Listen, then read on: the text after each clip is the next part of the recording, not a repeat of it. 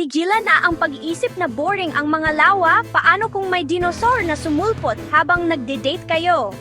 Maniwala ka, magiging ligaw ang istoryang ito. Noong isang maaraw na araw, dalawang magkaibigan ang nasa isang maliit na bangka, nakangiti at nagtatawanan sa gitna ng isang kumikinang na asul na lawa.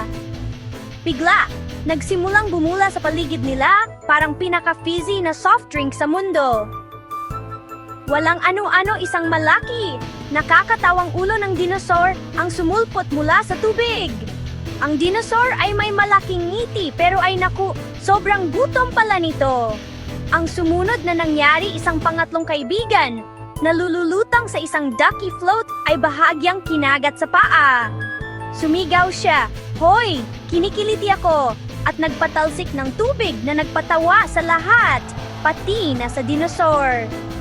Kinuha ng mag-asawa ang kanilang mga sagwan at mabilis na lumayo habang ang dino ay gusto lang ng merienda, hindi isang snack attack. Sa huli, ligtas ang lahat at ang dinosaur ay gusto lang maglaro.